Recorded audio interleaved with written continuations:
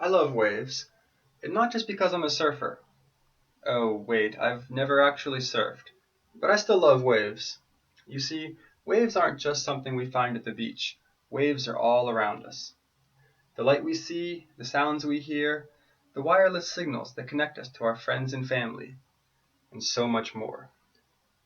To get started, let's have a look at this surfer. He is using a wave for fun and exercise. As the wave moves through the water, some sections of the surface rise, while others fall. And that is the definition of a wave. Any disturbance that transmits energy through matter or empty space. This means that the surface of the ocean does not move. Rather, the wave moves along the surface, carrying the energy from one point to another without moving any of the actual matter. Now don't worry about the fact that the surfer does actually move on the wave. This is because a large enough wave will also start to feel the effects of gravity. But we are imagining just the wave for now. The example in the book shows a leaf on a pond. The wave can only cause the leaf to move up and down, not across the pond. When a wave travels, it can go through a medium. The medium is the matter that the wave moves through. In our examples of the surfer and the leaf, the water is the medium, but there can be other media as well. The air is the medium for sound waves, and the Earth's surface is the medium for the mechanical wave created by earthquakes. In reality, anything that vibrates is the medium for a wave. Even our arm, as we wave goodbye, is a medium. But there are also waves that don't need a medium.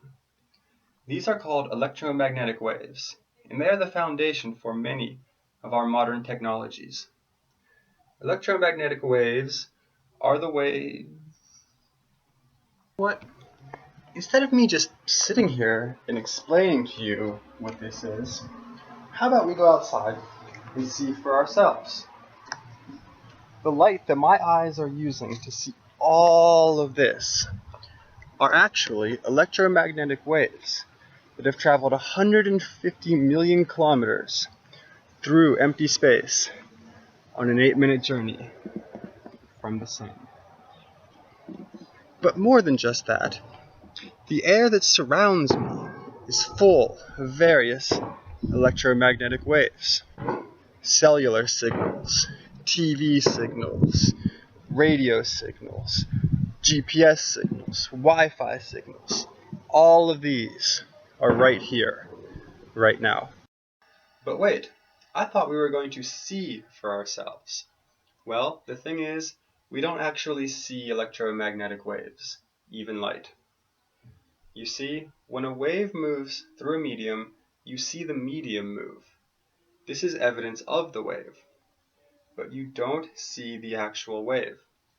Now, because electromagnetic waves don't have to wave on anything, we can't see their signature. But we have developed ingenious ways of measuring them and putting them to fantastic use. Waves move in two distinct ways: transverse waves and longitudinal waves. A transverse wave is like the wave in a rope or on the surface of the ocean. The medium moves perpendicular to the direction of the wave, while a longitudinal wave compresses and decompresses the medium where the peaks and troughs of the wave pass. The area of the medium where the trough passes are called rarefactions. This can be seen very well with sound. Now, if we're going to start studying waves, we need to know a little about the basic characteristics of waves. Waves have four main properties: amplitude, wavelength, energy, and frequency.